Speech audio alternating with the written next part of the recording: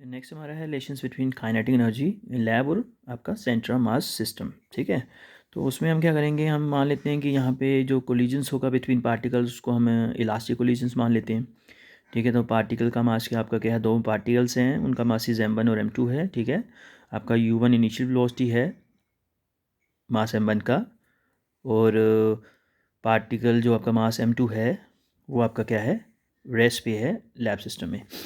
Clear है, तो हम मानते हैं कि आपका जो T0 be the total kinetic energy of system before collisions. तो बिफोर कोलिजन्स आपका क्या होगा, half m1 u1 square plus half m2 u2 square. अब u2 कितना है, 0 है, तो ये हट जाएगा, तो ये आपका आ जाएगा kinetic energy of system before collisions. ठीक है, किस सिस्टम में, आपका कौन सा सिस्टम है, आपका लैब सिस्टम में। ठीक है, सिमिलरली हम मानते हैं, अब सेंटर ऑफ मास सिस्टम ले लेते हैं, उसमें आपका इनिशियल वेलोसिटी आ जाएगा u1 डैश और आपका u2 डैश, दोनों मासिस का, क्योंकि दोनों मासिस एक दूसरे की तरफ अप्रोच करेंगे, क्योंकि मास ये होगा, ये इस तरफ जाएगा, ये आपका इस तरफ जाएगा। ठीक है, तो ये आपका मासिस क्या होगा, m1 होगा। ठीक है, और ये आपका m2 होगा।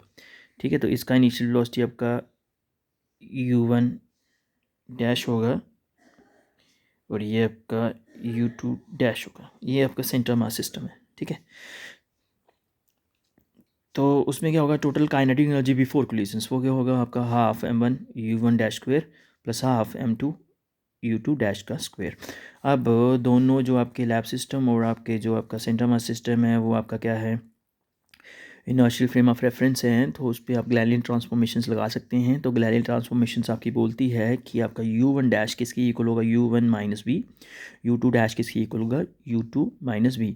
अब आपका u2 0 है तो उसको हटा देंगे, तो वी हैव u2 डैश वो किसकी इक्वल होगा, माइनस बी। अब वेलोसिटी आपको पता है, वेलोसिटी ऑफ सेंटर मास किसकी इक्वल होगा, आपका m1 into u1 divided by m1 plus m2। ठीक है, आप दोनों सिस्टम में किसी भी सिस्टम में लें, लैब सिस्टम में लें या सेंटर मास सिस्टम में लें, तो आपका वेलोसिटी सेम आता है, इस चीज़ को हम प्रूव कर चुके हैं। ठीक है, तो आपका देखें अब u1 डैश वो किसकी इक्वल, आपका u1 माइनस बी, तो v का वैल्यू पुट करेंगे। अब u1 माइनस v आपका क्या है, आपका m1 u1 vector divided by m1 plus m2।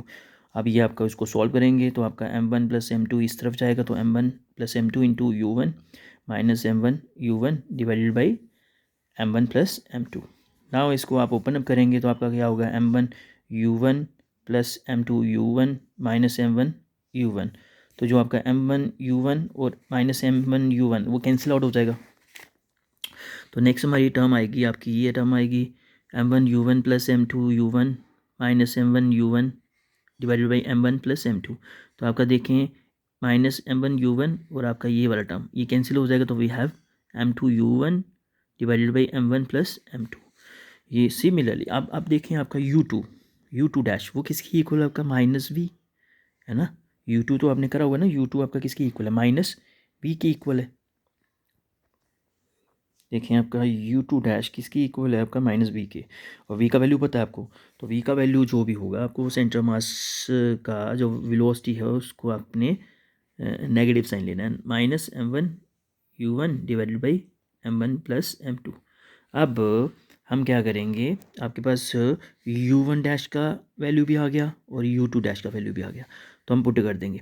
तो आपका जो काइनेटिक एनर्जी होगा बिफोर कोलिजन्स इन सेंटर मास वो क्या होगा, हाफ m1 u1 डैश का स्क्वायर है, तो u1 का वैल्यू पुट करेंगे, तो m2 u1 divided by m1 plus m2 का whole square plus half m2 आपका क्या होगा, u2 डैश का स्क्वायर। तो u2 डैश का वैल्यू हमारे पास है minus m1 u1 divided by m1 plus m2 का होल स्क्वायर।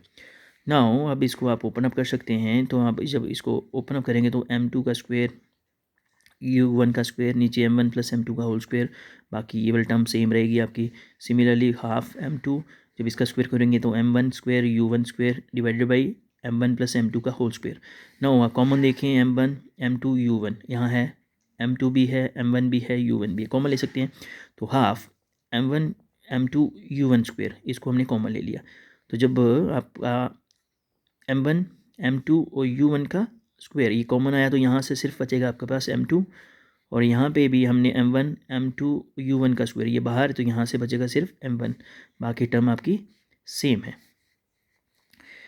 तो हाफ m1 m2 u1 का स्क्वायर, जब इसको सॉल्व करेंगे तो we have m1 plus m2, नीचे आपका m1 प्लस m2 का होल स्क्वायर है, तो cancel out, we have this half m1 m2 m1 plus m2 u1 का स्क्वायर, इसको ऐसे लिख सकते हैं। अब इसको हम थोड़ा सा और अच्छे से कर लेते हैं। Half m1 u1 square bracket में लिख सकते हैं m2 divided by m1 plus m2। अब ये किसकी इक्वल है, ये हमने फाइंड आउट करा था कि ये हमारा आया था कि जो आपका काइनेटिक एनर्जी था बिफोर कोलिजन्स किस सिस्टम में आपका आया था, ये आया था आपका लैब सिस्टम में। तो जो आपका है this is the kinetic energy before collisions in centre mass system, ये आपका काइनेटिक एनर्जी बिफोर कोलिजन्स है किसमें, लैब सिस्टम में, ये वाला टर्म। अब आप डिवाइड कर लें इसको नेक्स्ट में, T0i dash divided by T0i किसकी इक्वल होगा, m2 divided by m1 plus m2, तो हमारे पास ये फैक्टर होगा। अब देखें आपका क्या होगा, m1 प्लस m2, जब m2 को आप डिवाइड करेंगे तो नीचे वाला फैक्टर ज़्यादा है, ऊपर वाला कम होगा, तो आपका ये वैल्यू क्या होगा, लेस देन 1 होगी। तो जब आप लेस देन वैल्यू 1 है तो आप जब सॉल्व करेंगे तो वहाँ से हमें मिलेगा कि T0i डैश जो होगा लेस देन T0i, मतलब आपका जो काइनेटिक एनर्जी जो होगा, इनिशियल काइनेटिक एनर्जी कौन सा कम है, ये इनिशियल काइनेटिक एनर्जी आपका जो सेंटर मास सिस्टम में है वो कम होगा इनिशियल काइनेटिक एनर्जी किस सिस्टम में, इन लैब सिस्टम में। आप इसको सॉल्व कर सकते हैं, ये वैल्यू आपकी लेस देन 1 है, जब आप लेस देन 1 से इसको मल्टीप्लाई करेंगे तो T0i क्या होगा, उससे भी छोटा हो जाएगा, तो आपका क्या होगा, T0i डैश आपका छोटा है किससे, T0i से। क्लियर, तो इट मीन्स जो आपका इनिशियल काइनेटिक एनर्जी होता है किसमें, सेंटर मास सिस्टम में, वो कम होता है किससे, इनिशियल काइनेटिक एनर्जी आपका इन द लैब सिस्टम। अब उसी चीज़ को आप चेक आउट कर सकते हैं कितना कम होता है, वो चेक कर सकते हैं। तो देखिए कौन सी आपकी काइनेटिक एनर्जी ज़्यादा होती है, वो होती है हमारी आपकी लैब सिस्टम वाली इनिशियल काइनेटिक एनर्जी, कौन सी, लैब सिस्टम की ज़्यादा होती है आपकी किससे, initial kinetic energy of system in centre mass system. ठीक है, तो अब जब सब्ट्रैक्शंस करेंगे तो आपका T0i का वैल्यू हमारे पास है हाफ m1 u1 का स्क्वायर, T0i डैश का आपके पास वैल्यू है, उसका हम स्क्वायर कर लेंगे तो हाफ वो m1 m2 divided by m1 plus m2 u1 का स्क्वायर।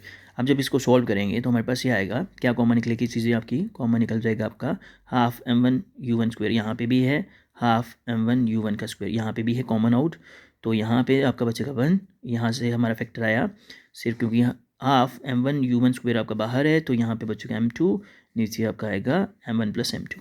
नाउ इसको हम सॉल्व कर लेंगे तो हमारे पास ये आ जाएगा m1 प्लस m2 आपका एलसीएम आएगा, ये इस तरफ मल्टीप्लाई होगा तो m1 plus m2 minus m2 आपका कैंसिल आउट, तो वी हैव हाफ, नीचे आपका m1 प्लस m2 है ऑफ कोर्स, तो यहाँ से सिर्फ आपका बचेगा m1, एक बाहर है तो m1 स्क्वायर हो जाएगा। नाउ अब इसको आप ऐसे लिख सकते हैं, आपने क्या करा, स्क्वायर बनाने के लिए आपने हम थोड़ा सा हमने क्या करा, मैनिपुलेशंस करा, m1 प्लस m2 से मल्टीप्लाई और डिवाइड कर दिया, तो m1 प्लस m2 से मल्टीप्लाई कर दिया और डिवाइड कर दिया, तो डिवाइड करेंगे तो नीचे वाले फैक्टर में स्क्वायर आ जाएगा, तो हाफ m1 प्लस m2, इसको हम ऐसे लिख सकते हैं m1 u1 divided by m1 plus m2 का होल स्क्वायर। क्लियर, अब देखें ये m1 प्लस m2 आपका क्या है, total mass of the system है, और आपका ये जो m1 u1 divided by m1 plus m2 ये आपका वेलोसिटी ऑफ सेंटर मास है, तो half total mass of system square of velocity of centre of mass. ठीक है, तो ये जो आपका डिफरेंस है, डिफरेंस जो है T0i, मतलब आपका जो इनिशियल काइनेटिक एनर्जी किस सिस्टम में, आपका कौन सा फ्रेम में ऑफ रेफरेंस में, आपका कौन सा फ्रेम है, ये आपका लैब सिस्टम में, वो किसके इक्वल आएगा, आपका ये वाला टर्म माइनस वाला इस तरफ जाएगा, T0i डैश, ये आपका इनिशियल काइनेटिक एनर्जी किस में है, आपका सेंटर मास सिस्टम में, plus half m p square.